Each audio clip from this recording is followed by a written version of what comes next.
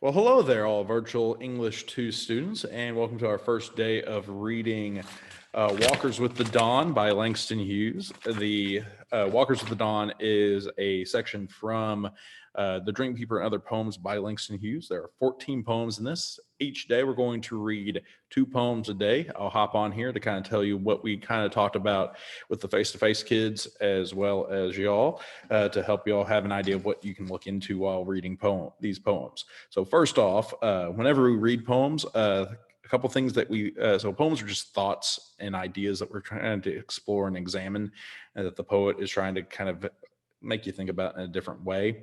But even though that there is some experimental stuff that comes along with poetry, there are some shortcuts that we can use to help us cut to the meaning a little bit sooner, because poets, even though they try to do things that are different with the language, they kind of rely on certain tropes to get the point across, because humans are humans, of course.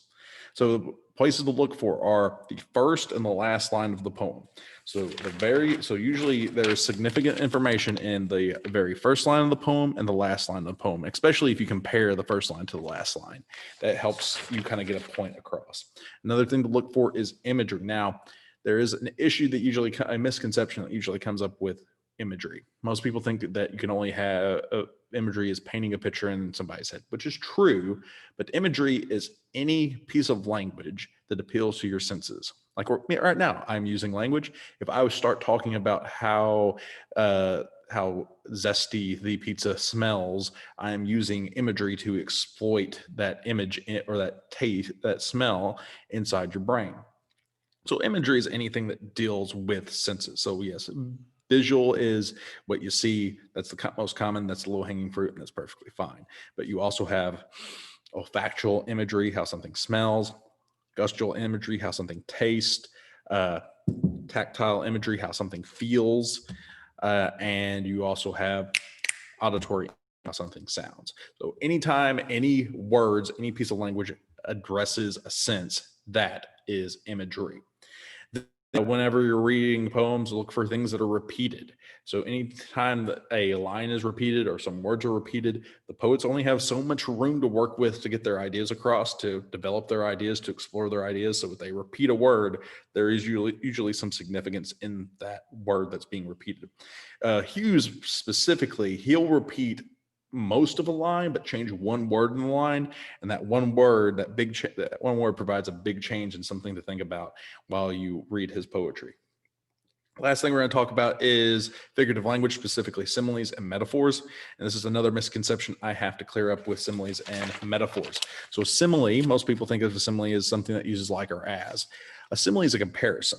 Anytime you're comparing one thing to another thing, you are doing a simile. You are using a simile. Like or as is the most popular one. 90% of similes will use either like or as, but a simile is a comparison. Such is the other popular simile using word. So a simile is a comparison. A is less than B, a comparison. Simile compares two things. A metaphor, on the other hand, says that one thing is another. A equals B. They are the same thing as what a metaphor is. Most time is what you're using for that metaphor. Here's an example. The house is a rock. So you're talking about how solid and dependable and sturdy the house is. The house is a rock. You're saying the house and the rock are the same. The house is like a rock would be a simile. So house is a rock, metaphor, house is like a rock, simile. Now that we have that out of the way, let's talk about the poems. So every day I'll come on here and I'll talk to you about these 2 poems. I'll probably post them on each of the one-pager thing. So this will be under one-pager 1, along with just an announcement post. Tomorrow's will be under one-pager 2. You don't have to do, if you want to do both of these over, if you want to do one-pager over both of these poems, you can. You just need to do you have to do 7 one-pagers over 7 of the 14 poems we're going to read. So whichever 7 poems you want to go with, it's completely up to you. But I will post these videos along with each of the days, along with an announcement. So the 2 poems we read today as a class were Walkers with the Dawn and Dream Variation. And so here's some of the things that I want to talk to you about Walkers of the Dawn. I would pay special attention to the first and last lines of the poem for this specific poem and look for that word change. Why did they change? Why did he change the word that he chose? There's also a little bit of a yin and yang, like balance of two sides on this. So some symbolic things to think about is like good, evil. What do we normally use to symbolic good? What do we normally use to symbolic evil? That's going to pop up inside this particular poem as well. And like he has a wide variety of words he could go with. Why does he choose walkers specifically? Why walkers? Another real fast misconception to clear up. A lot of kids forget that slavery ended in the 1860s, and what we were talking about with the civil rights movement last week in the Wyatt Walker story, that is about equality, not freedom. Certainly there's a little bit of freedom things baked into equality, but slaves were freed, Black people were freed in the 1860s. The slavery ended in the 1960s.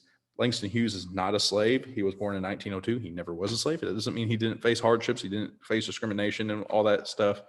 When he talks about slavery, he will actually be very specific and bring up the idea of slavery.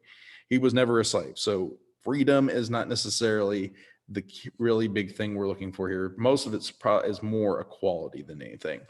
So that's Walkers of the Dawn. That's just some things to think about. Why did he choose walkers? He had a variety of words. He chose walkers. What was the reason behind him choosing walkers? Then we have dream variation. There's two things I'd like to teach you real fast with dream variation. If you look at the second, let's first start off with stanzas and lines. So a line is just one line. That's literally what it is. A line is just one line. So that's a line. A stanza is a collection of lines. So this from Walkers of the Dawn, that is one stanza. This is two stanzas. All right. So that's a thing to keep in mind. It also would help you understand how paragraphs are kind of developed. So a stanza is a collection of lines. Usually it's a collection of lines based around a similar idea, just like a paragraph is lines that are based around a similar idea. The second stanza has, if we look down here, there's 3 periods in a row. This is what we call an ellipses. And within ellipses, what we're doing often in academia, ellipses mean that we are going to, here's a quote, here's the beginning quote, ellipsis. We're going to skip over some of the quote, and here's the end of the quote. That's how academia uses ellipses. In colloquial use, just like casual use, which we're seeing here, ellipses is kind of drifting off, like you're drifting off of the thought that you're talking about, or you just kind of you start a thought and then you kind of let it go. That's what ellipses are doing right here. So the big emphasis are the two stanzas. I look at similarities and differences between the two stanzas. There's a lot of similarities, but he does do that, just a like slight change to words. Like both stanzas almost identical in kind of what they're talking about a little bit, like at least structure wise, but he changes one word and a couple lines here and there that really like puts an emphasis on what's the difference between the two, like really puts the difference between the idea he's talking about in this stanza and the idea he's talking about in this stanza. In class today, we kind of talked about this one's kind of general, this one's specific. So you kind of look into it and see about that. The way I do it in class, so the way we read this in class, I read them out loud twice, then you write down your ideas. I'm just going to read them once real fast, and then you're free to kind of continue to work on it. Make sure you do your one-pagers. One-pagers, you can check out those assignments as well. So I'm going to read the poems real fast, and then you get to it. First, Walkers of the Dawn. Walkers of the dawn in the morning, walkers with the sun in the morning, we are not afraid of night, nor days of gloom, nor darkness, being walkers with the sun in the morning. And the next one is Dream Variation. Both of these are by Langston Hughes. To fling my arms wide in some place in the sun, to whirl and to dance till the white day is done, and rest at cool evening beneath a tall tree, while night comes on gently, dark like me, that is my dream. To fling my arms wide in the face of the sun, dance, whirl, whirl till the quick day is done, rest at pale evening, a tall slim tree, night coming tenderly, black like me. There we go. Those are the two poems today. Tomorrow we'll be back with two more poems and kind of just general chit chat what we said about them in class. Until tomorrow. Later. Bye bye. Sayonara. Goodbye. Farewell.